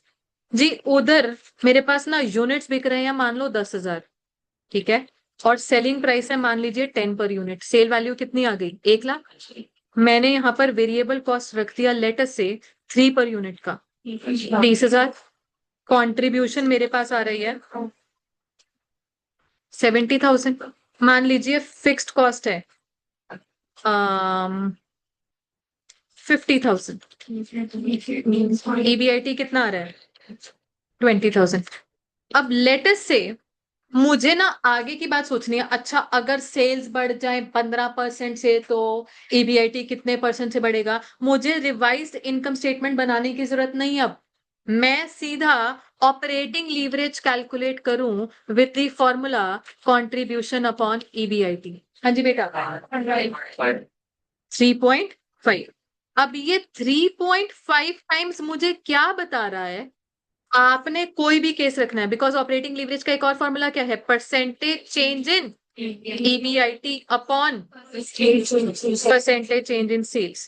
कह रहे हैं जी अगर सेल 10% से बढ़ गई तो what is percentage change in EBIT? जी कोई दिक्कत नहीं है, 3.5 है तो what is percentage change in EBIT? 35%। मुझे कोई रिवाइज्ड इनकम स्टेटमेंट बनाने की जरूरत नहीं है। आप नोटिस करना बच्चे, मैं ना वर्ड यहां पर जो फॉर्मूला में आपको लिखवाया है चेंज या इंक्रीज वर्ड है। अगर इंक्रीज की जगह हम डिक्रीज भी रख दे तब भी सेम कॉन्सेप्ट अप्लाई करेगा। ठीक है जी। अभी के लिए प्रीलिमिनरी लेवल पर ये बात समझ में आई। मुझे अभी इसी कॉन्सेप्ट में इन्हीं फॉर्मूलाज को लेकर और भी बात करनी है, बट बताओ फॉर्मूला रखने थोड़े से आगे, उनमें वैल्यूज रखनी आ गई है। ठीक, अब खोलो जी अपनी बुक्स, अब खोलो जी अपनी बुक्स। लीवरेजेस चैप्टर के बिल्कुल पहले पेज पर ऐसे ही दो केसेस आपके सामने हैं। 10,000 यूनिट्स के लिए तो इंफॉर्मेशन प्लॉटेड है बेटा, 12,000 और 3,000 यूनिट्स के लिए आपको प्लॉट करनी है। आप ईबीआईटी तक पहुंचोगे, आप ईबीआईटी तक पहुंचोगे। Leverages chapter page number 4.1। Preeti ma'am उधर ना एफएम की बुक अगर बाहर नहीं पड़ी तो कैबिनेट से निकाल के उधर दे दो लास्ट पेज, एफएम की फाइनेंशियल मैनेजमेंट, यहाँ पे लास्ट डेस्क पे।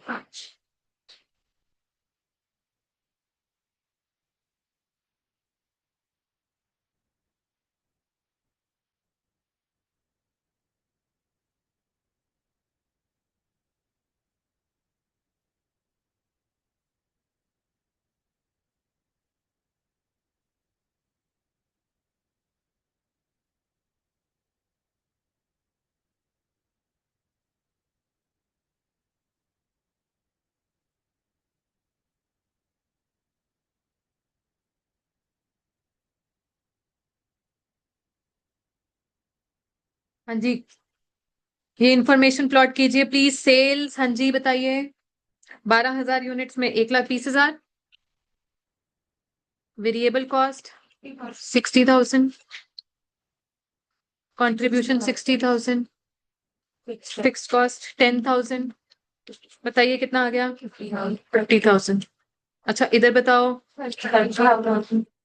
15,000, फिर कंट्रीब्यूशन आ रही है 15,000, फिर 10,000 और चलो यहाँ का ईबीआईटी आ गया। केस 2 भी प्लॉट कर लो। केस 2 ईबीआईटी तक पहुंच जाओ सभी लोग।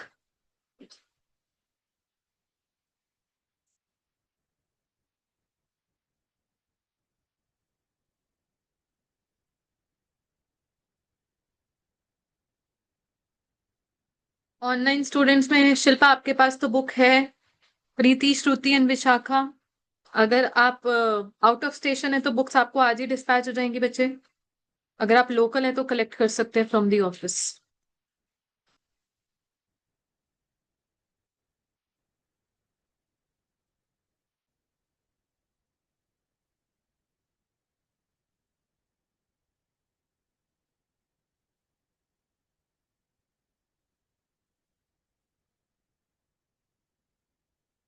हाँ जी,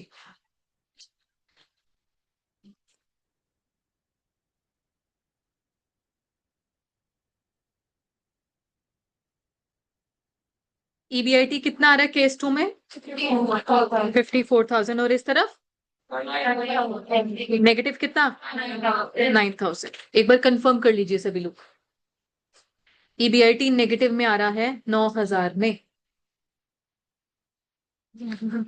30,000 की सेल्स थी, 9,000 का वेरिएबल कॉस्ट, 21,000 की कंट्रीब्यूशन, 30,000 का फिक्स कॉस्ट। अच्छा, केस 1 और 2 में फर्क पता है किस बात का है? इन्होंने एग्जाम्पल में यहां पर लिखा भी हुआ है, देखिएगा। 5 पर यूनिट की वेरिएबल कॉस्ट थी, जिसमें से 2 पर यूनिट बांटा जा रहा है फॉर फ्री सैंपल्स, और फिक्स्ड कॉस्ट कितनी है? 10,000 की। केस 2 में क्या हुआ? एक तरीके से free sample is an advertising cost जी। तो एटलीस्ट जब हम 10,000 यूनिट्स बेच रहे हैं, मुझे बताओ 10,000 यूनिट्स पर फ्री सैंपल की कॉस्ट कितनी होगी? 20,000। उन्होंने किया, ये भी तो कर सकते हैं, 20,000 की फिक्स्ड एडवर्टीजमेंट कर लो जी।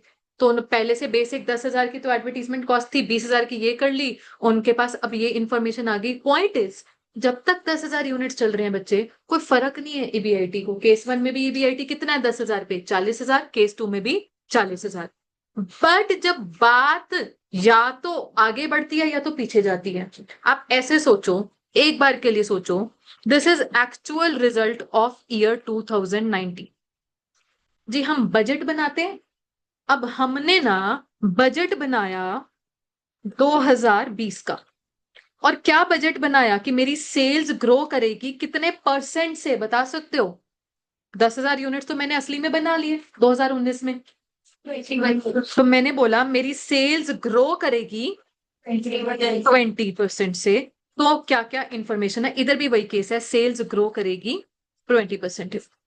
बट हम सभी जानते हैं असली में साल 2020 में क्या हुआ था? कोविड आ गया था, लॉकडाउन लग गया था, फैक्ट्रियां बंद पड़ गई थी। तो असली में क्या यूनिट्स मेरे ग्रो करे होंगे? नहीं, उल्टा नीचे गए होंगे। साल 2019 के कंपैरिजन में यूनिट्स मेरे कम हुए, और कितने परसेंट से कम हुए? What is percentage decline? 70%। और केस 2 में भी यही है, जो वो परसेंटेज डिक्लाइन है कितना है? 70%। ठीक है, उसकी वजह से ईबीआईटी पर क्या इंपैक्ट आए हैं?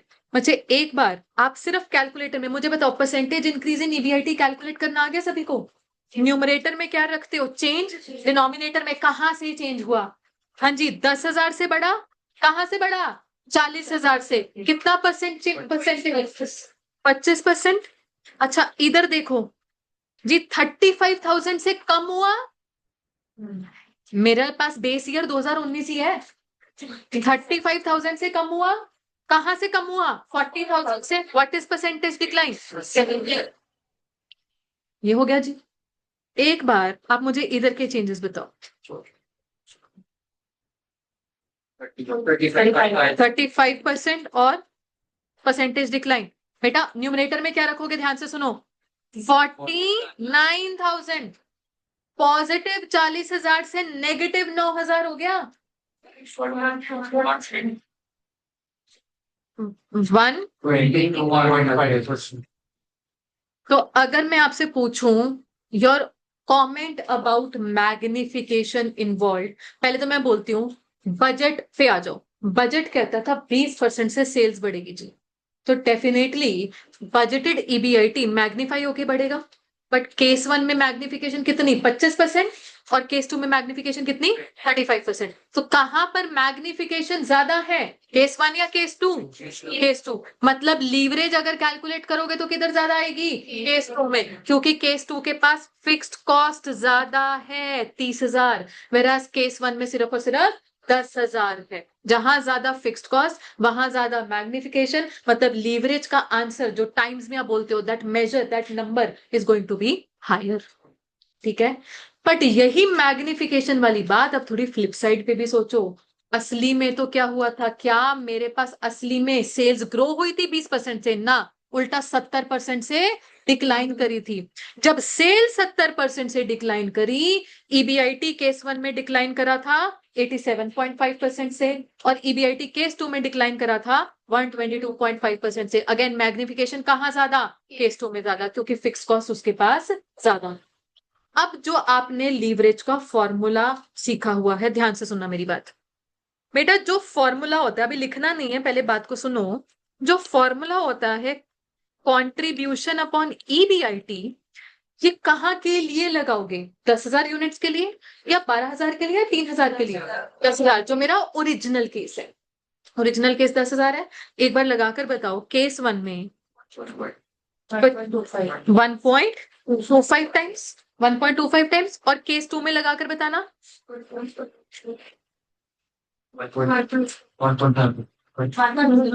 70,000 डिवाइडेड बाई 40,000, 1.75। ये सबके पास क्लियर हो गया? 1.25 और 1.75 डन है।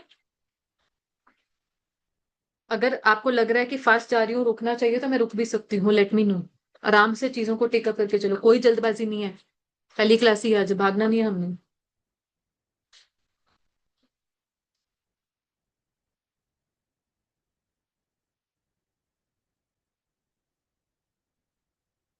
हाँ जी, आ गया। अब जो दूसरा फॉर्मूला था, कौन सा? परसेंटेज चेंज वाला। Percentage change in EBIT divided by percentage change in sales. अब आप ये देखो, जब मैंने बजट बनाया 2020 का, तो मेरी सेल्स कितने से ग्रो कर रही थी? 20% से। ईबीआईटी कितना ग्रोथ आ गया था? 25%। आंसर चेक कर लो, आ रहा है 1.25। सेम ही आंसर आना चाहिए। 25/20, percentage change in EBIT by percentage change in sales. अच्छा, अब जब असली रिजल्ट मेरे सामने है, जब सेल्स डिक्लाइन कर चुकी है 70% से, तो ईबीआईटी डिक्लाइन करा है 87.5% से। चेक करके बताओ, क्या आ रहा है 1.25? चेक कर। ऐसे मुझे केस टू वेरीफाई करके दिखाओ।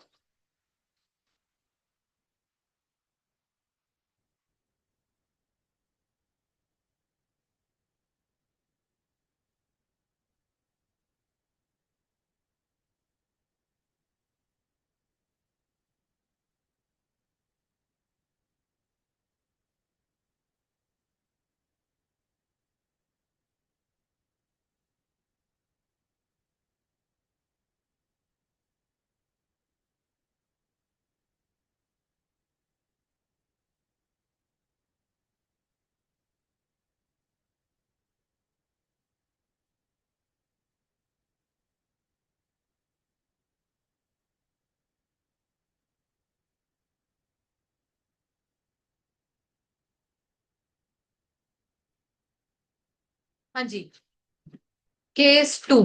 केस 2 में 1.75 कंफर्म हो रहा है with the percentage changes. Case 2 की तरफ आए।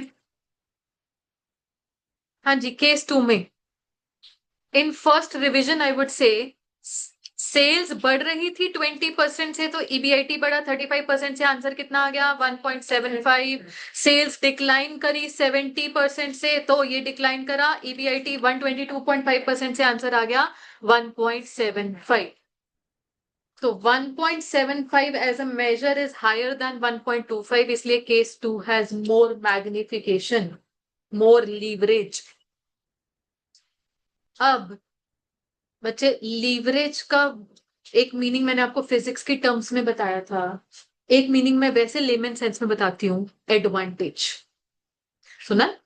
Specially in in context of tournament, sports के कुछ टूर्नामेंट्स होते हैं। अच्छा, इस टीम के पास ये प्लेयर है, ये एडवांटेज है, ये लीवरेज है। तो कई बार क्या होता है, हम फिक्स्ड कॉस्ट को यूज करते हैं so that we have an advantage, कि कल को अगर सेल्स मेरी फेवरेबली ग्रो करनी है, मेरा ईबीआईटी भी बढ़ चढ़ के ग्रो करेगा। हैविंग सेड दैट, असली सेंस में leverage is a measure of risk. Risk का क्या मतलब है? चीजें बढ़ने को बढ़ भी सकती हैं, नीचे गिरने को नीचे भी गिर सकती हैं। ठीक है? कभी भी रिस्क वर्ड को हमने एक नेगेटिव कॉन्टेक्स्ट में नहीं देखना, क्योंकि अक्सर ये लोगों की गलत फहमी होती है, अरे भाई किसी चीज में ना ज्यादा रिस्क है, मत लो। बेटा, कई बार ज्यादा रिस्क बुरी बात नहीं होती है। डायलॉग सुना है, इश्क है तो रिस्क है? सुना है? तो फिर एक बार आप सोचो, किसी को मान लो थोड़ा सा ही इसको है, चीजें अगर फेवरेबल है, खुशी भी लिमिटेड ही है, और अगर चीजें अगर अनफेवरेबल है तो दुख भी लिमिटेड ही है। थोड़ा सा इस था, 4 दिन में भूल गए। बट किसी को बहुत ज्यादा रिस्क है, बहुत ज्यादा, बेशुमार, और चीजें फेवरेबल है, जिंदगी गुलजार है, बहुत बढ़िया, लाइफ सॉर्टेड। बट किसी को बहुत ज्यादा इश्क है और चीजें अनफेवरेबल हो गई, जानू, सेम चीज यहाँ पे। अब एक बार रिस्क लगाओ, केस 1 और 2 में कहाँ रिस्क कम है कम है, कहाँ रिस्क कम है? केस 1 में आपने कैसे बोला रिस्क कम है? फिक्स कॉस्ट कम है, इसलिए लीवरेज का आंसर भी थोड़ा सा कम ही आ रहा था। इसलिए जब चीजें फेवरेबल हुई, चीजें फेवरेबल मतलब सेल्स का बढ़ना, तो ईबीआईटी भी फिर बढ़ा, बट मात्र 25% से। और जब चीजें डूबी, मतलब सेल्स डूबी 70% से, तब भी ईबीआईटी तो डूबा, बट 87.5% से कुछ ना कुछ तो फिर भी पॉजिटिव सेंस में ईबीआईटी आ ही गया था। ठीक है, बट जहां ज्यादा रिस्क है वहां चीजें बढ़ी तो ईबीआईटी भी बढ़ा, काफी बढ़ा, और जहां चीजें डूबी फिर ईबीआईटी तो बहुत ही ज्यादा डूब गया। अच्छा खासा पॉजिटिव था 40,000, कहां पहुंच गया? -9,000। इसको हम बोलते हैं risk. It is not always a bad thing. चीजें चलने को चली तो बहुत बढ़िया, चीजें नहीं चलने को चली तो फिर चीजें खराब। ठीक है, ओके। हम अब ये क्यों पढ़ रहे हैं? अब आज मैंने बोला जी सब्जेक्ट का नाम है फाइनेंशियल मैनेजमेंट।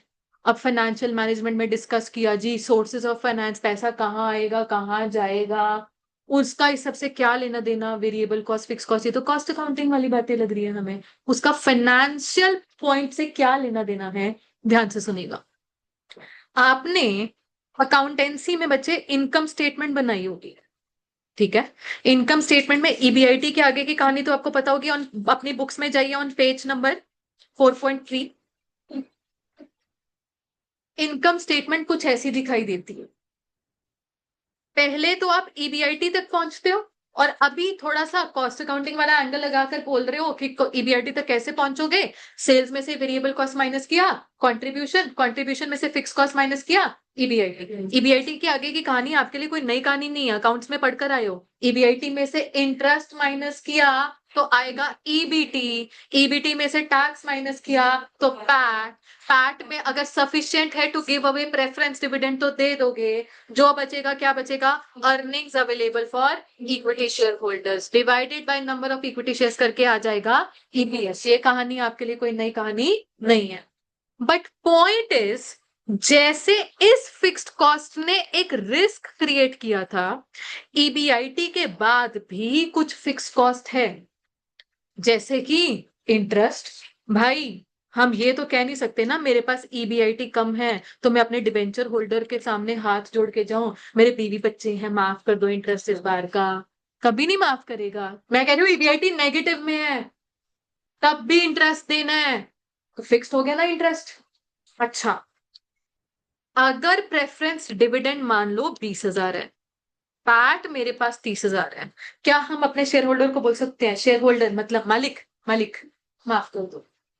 नहीं, मन नहीं कर रहा, थोड़ा रिटेन करने का मन कर रहा है, मालिक प्रोजेक्ट आ रहा है सामने उसमें लगाना पैसा, नहीं जी। वो प्रेफरेंस शेयर होल्डर है, प्रेफरेंस रखता है, मांगेगा 20,000 का डिविडेंड, हो गया ना फिक्स्ड। ये भी नहीं कह सकते मालिक एक काम करो 12,000 ले जाओ, थोड़ा आपका भी रखा गया थोड़ा मेरा भी, नहीं। ये ऐसी चीजें किसके सामने कर सकते हो? इक्विटी के सामने, अल्टीमेट ओनर ही वही है ये। पॉइंट इज फिक्स्ड हो गया। जहां फिक्स्ड चीजें हैं उन्होंने एक रिस्क क्रिएट करना है। आपने अभी अभी सीखा, अगर फिक्स्ड एडवर्टीजमेंट कॉस्ट थी रिस्क क्रिएट हो गया, ऐसे ही फिक्स्ड इंटरेस्ट कॉस्ट है, ऐसे ही फिक्स्ड प्रेफरेंस डिविडेंड है, रिस्क तब भी क्रिएट हो जाएगा। मुझे मेनली उस एंगल की बात करनी थी, इसलिए साथ में जुड़ता हुआ एंगल आ गया फिक्स्ड सैलरी कॉस्ट का या एडवर्टीजमेंट कॉस्ट का। सो पॉइंट इज, बात का क्रक्स क्या है बेटा, हम अपने फिक्स्ड कॉस्ट को 2 कैटेगरीज में बांटते हैं। There is something called fixed operating cost, इसका पूरा नाम ही क्या है? फिक्स्ड ऑपरेटिंग कॉस्ट, जो कि ईबीआईटी से पहले माइनस होता है। क्योंकि ईबीआईटी का नाम क्या है, ऑपरेटिंग प्रॉफिट। ऑपरेटिंग प्रॉफिट से पहले जो खर्चा माइनस हो रहा है वो ऑपरेटिंग खर्चा ही माइनस होगा, तो फिक्स कॉस्ट भी कौन सी, ऑपरेटिंग नेचर वाली। कहने का मतलब जो भी किसी भी ऑर्गेनाइजेशन का डे टू डे का खर्चा होगा, सैलरी हो गया, रेंट हो गया, एडवर्टीजमेंट हो गया, डेप्रिसिएशन ऑल्सो, वो सब इधर आ जाएगा। बट एक चीज होती है जी, फिक्स्ड फाइनेंशियल कॉस्ट, जैसे कि इंटरेस्ट, जैसे कि प्रेफरेंस डिविडेंड, इसको हम बोलते हैं फिक्स्ड फाइनेंशियल कॉस्ट। और जहां पर फिक्स्ड फाइनेंशियल कॉस्ट है, अगेन रिस्क है। चीजें पढ़ने को पढ़ भी सकती है, मैग्नीफाई भी हो सकती है, नहीं तो हो भी सकती है, नहीं तो कम जाने को बहुत कम भी हो सकती है। So we discuss mainly two type of leverages here. जो अभी अभी आपने पढ़ी उसका नाम क्या था, ऑपरेटिंग लीवरेज। और जो इंटरेस्ट और प्रेफरेंस डिविडेंड की वजह से पढ़ोगे उसका नाम पड़ जाएगा financial leverage. So there are two types of leverages. मैं आपको कॉन्सेप्ट पर लेकर जाऊं, चलिए। तो मेनली बोला गया, there are two types of risk, business risk also called operating risk, which arises out of due to presence of operating fixed cost. Financial risk arises out of presence of fixed financial cost. ठीक है, फिर आपके पास example है fixed operating cost के ऊपर, rental, salary और telephone expenses etcetera. और example है फिक्स्ड फाइनेंशियल कॉस्ट का, इंटरेस्ट एंड प्रेफरेंस डिविडेंड। ठीक, फिर उसी हिसाब से हमने लीवरेजेस बनाई, operating leverage arising out of operating risk, financial leverage arising out of financial risk, और दोनों को मिलाकर एक कॉन्सेप्ट बनता है कंबाइंड लीवरेज। कोई तीसरा रिस्क नहीं है, combined risk, overall risk, total risk. ठीक, ओके हो गया जी। तो आपकी जो डिस्कशन अभी चल रही है, अब वापस से अगर मैं आपको इनकम स्टेटमेंट वाले पेज पर लेकर जाऊं, तो आपने जो भी आज इनकम स्टेटमेंट बनाई है बेटा, कहां से शुरू की थी, सेल्स से। कहां तक लेकर गए थे अभी तक बात को, ईबीआईटी तक। तो ये पोर्शन क्या कवर कर रहा है, ऑपरेटिंग लीवरेज। ईबीआईटी से शुरू करके जब ईपीएस पर जाओगे, ये कवर होगा फाइनेंशियल लीवरेज, और पूरी इनकम स्टेटमेंट क्या बोलेगी, कंबाइंड लीवरेज। ठीक है, तो भले ही मेरा पहला टॉपिक ऑपरेटिंग लीवरेज का था, एफएम से रिलेटेड तो फाइनेंशियल लीवरेज बनेगी। जो हम बोलते हैं ना, पैसा कहां से आएगा। अब मेरा सोर्स चेंज हो गया तो क्या मेरा इंटरेस्ट चेंज होने के चांसेस हैं, हाँ। मान लो मैंने टोटल 40 लाख लेना था, एक ऑप्शन है ऑल डेट से ले लो, एक ऑप्शन है थोड़ा डेट थोड़ा इक्विटी, फर्क पड़ जाता है इंटरेस्ट के अमाउंट पे। ऐसे ही प्रेफरेंस डिविडेंड है या नहीं है, सोर्सेज ऑफ फाइनेंस की वजह से इंपैक्ट आएगा ना ईबीआईटी ऑनवर्ड्स। इसलिए हम लीवरेज एज अ टॉपिक को पढ़ रहे हैं। हमारे चैप्टर का जो नाम है लीवरेजेस, लीवरेजेस के हाइफन में आपको दिखाई देगा क्या नाम, फाइनेंसिंग डिसीजंस। ठीक है, तो भले ही शुरू शुरू का फोकस फाइनेंसिंग वाले एंगल पर नहीं है, ईबीआईटी तक ही है, sales to EBIT operating angle है, बट ऑपरेटिंग के बाद हम फाइनेंशियल एंगल भी पढ़ेंगे। ठीक, बच्चे ऐसा है, वैसे तो I still have 15 minutes to go for class, but मुझे कोई जल्दबाजी नहीं है कि हाई मैं क्वेश्चन शुरू करा दूं, न्यूमेरिकल सब्जेक्ट है वो, मुझे हर बैच की पहली क्लास में होता है कॉपीज का श्री गणेश हो जाना चाहिए, वो हो गया है। ठीक है, आज का काम मेरा सॉर्टेड है, मुझे कोई जल्दी नहीं है किसी चीज की। आपके मन में कोई डाउट, या तो कॉन्सेप्ट से रिलेटेड या in general any questions about how the syllabus is gonna go, subject से रिलेटेड कोई मन में कुछ है, feel free to ask.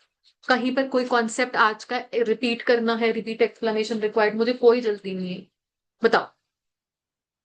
Go through कर लो, हमने आज क्या पढ़ा है, व्हाट इज लीवरेज, आपने देख ही लिया, फॉर्मूला है। कल से काम शुरू करेंगे तो फॉर्मूला ही लगाना है, इनकम स्टेटमेंट बनानी है, हाँ जी मैम ये लीवरेज वो लीवरेज, कल से वो कैलकुलेटर पीटने वाले काम शुरू हो जाएंगे हमारे।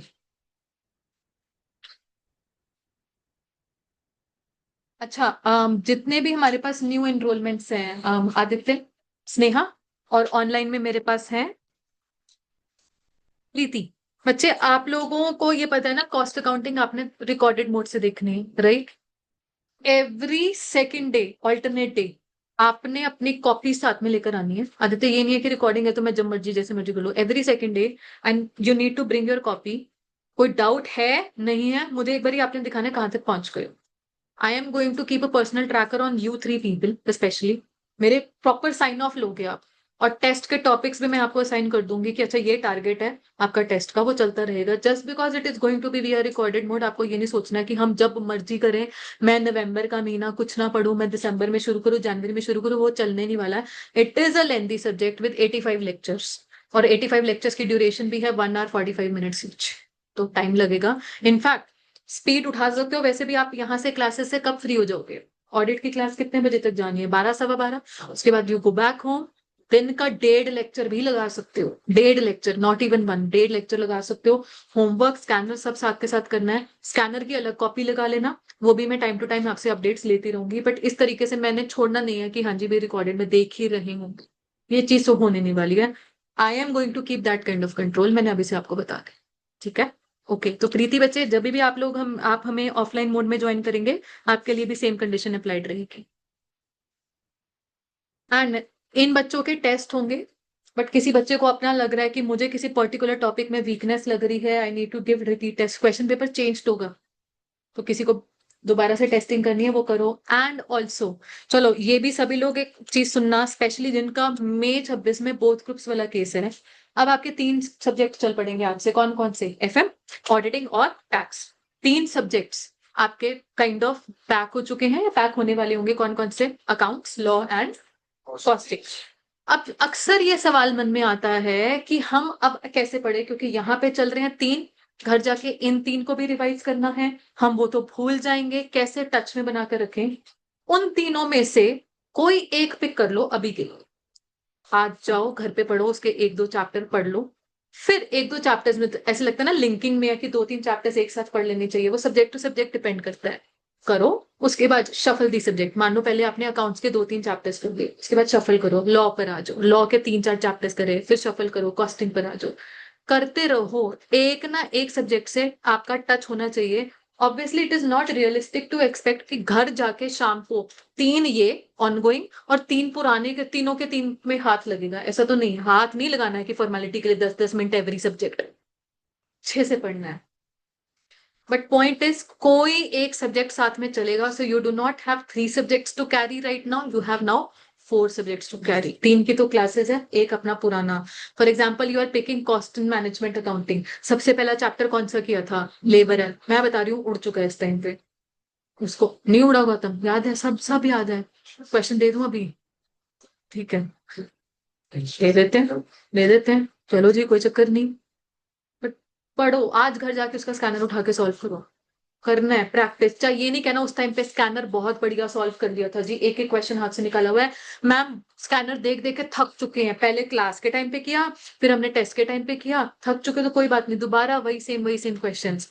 एंड ऑल्सो आपको मई 25 का रिजल्ट मालूम ही है, सबके सामने है। कॉस्टिंग का पेपर आपने देखा हुआ है मई 25 का किसी ने? अब तो सिलेबस भी खत्म हो गया, शक्ल उठा के देखिए मई 25 के क्वेश्चन पेपर की किसी ने?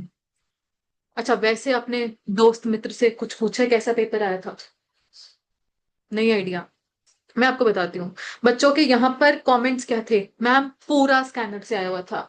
अब कौन बच्चा कोई अगर ये कह रहा है कि पूरा स्कैनर से आया था, मतलब उस बच्चे ने स्कैनर लिटरली चाटा हुआ है, जो उसको पता कौन से पेज का कौन सा क्वेश्चन आया।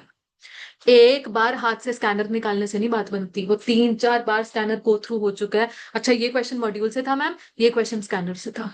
तो जिस बच्चे ने एक्चुअली वो चीजें खाई हुई है ना, उनको पहचाना है कि सारा पेपर स्कैनर से था या मॉड्यूल से था या जैसे मर्जी था, देखा दिखाया था। वो सेंस ऑफ दैट फेमिलियरिटी की, यार देखा दिखाया क्वेश्चन आया, वो तभी पता चलता है जब आप एक्चुअली उस क्वेश्चन को 4-5 बार हाथ से निकाल चुके हो। नो मैटर आपके पार्ट सिलेबस टेस्ट में अच्छे नंबर आए हैं, इस बैच के अच्छे नंबर आए हुए हैं पार्ट सिलेबस टेस्ट में, पॉइंट इज टच नहीं लूज करना बिल्कुल भी, क्योंकि वैसे मॉक टेस्ट आपके कब होने वाले हैं? मार्च अप्रैल में। फरवरी तक आपको ही कहीं ना कहीं सब्जेक्ट से टच रखना है। इफ यू नीड वैसे रिपीट टेस्टिंग किसी किसी टॉपिक के, वो मेरा काम है, मुझे बता देना कि मैम इस टॉपिक में हमारी वीकनेस चल रही है, दोबारा टेस्ट में से ले लो इसका। एवरीथिंग इज ओके, कोई चक्कर ही नहीं, as long as you keep updating me what is going on, ठीक है? एंड वैसे तो मैं हमेशा बोलती हूँ कि इस चीज का कोई वो नहीं है, आपको पहले भी बताया हुआ है, आईसीआई की तरफ से कभी भी कोई ऑफिशियल चीजें नहीं होती है। अच्छा इस यहाँ पर इस बच्चे के highest marks in the city, हमेशा सिटी रैंक्स आते हैं, but never the subject wise detail. But taking a look at what other institutes are promoting, वैसे तो हमने भी कौन सा कभी प्रमोट नहीं किया, हमें नहीं पता है, बट आपको पता है हाईएस्ट मार्क्स यहाँ से कितने गए हैं इन सितंबर अटेम्प्ट या मई अटेम्प्ट, मालूम है? 95। कल पार्टी में आई हुई थी समृद्धि गुप्ता, 95। रैंक होल्डर सजल 91। एक बच्ची नाभा से आई हुई थी हितेशी, 90। वो टचवुड वाली बात है, हर अटेम्प्ट में 3 बच्चे तो कम से कम 90 प्लस ले रहे हैं, जनवरी 25, मई 25 एज वेल एज सितंबर 25। अब जनवरी 26 के लिए दुनिया डरा रही है, बहुत मुश्किल आने वाला है, तो मुझे पता नहीं, मैं उनकी बात नहीं कर रही हूँ, मैं अब आपकी बात कर रही हूँ। मुझे इस बैच से 90 प्लस नंबर चाहिए in costing subject as well as in account subject. ये 2 सब्जेक्ट्स को अपना बना लो एक स्ट्रॉन्ग पॉइंट कि ये आपका एग्रीगेट बनाएगा। बट ये भी नहीं है कि इनका अगर पेपर बाई चांस ऊपर नीचे, कई बार यू नेवर नो कौन से सब्जेक्ट का पेपर ऊपर नीचे हो गया, तब भी ऊपर नीचे होने के बावजूद एटलीस्ट हम इतना बोल सकते हैं कि 60 तो कहीं नहीं गए तुम। एंड ऑल्सो इसका ये मतलब भी नहीं है कि अच्छा मन में वो प्लानिंग चल रही है। कैलकुलेशन देखो बच्चों की, 90 इधर 90 उधर, 180 बन गया, बाकियों में हम बैरली 40-40 ले लें। बेटे आप 40 का सोच के जाओगे, आपको मिलेंगे 20, ये भी सोच लो। उनकी भी तैयारी सो दैट अगर कुछ ऊपर नीचे हो जाता है तो तब भी 300 के ऊपर ही है हम। मैं 90-90 क्यों कह रही हूँ 2 सब्जेक्ट्स में, क्योंकि आपका एग्रीगेट 400 पार चला जाए। 400 पार।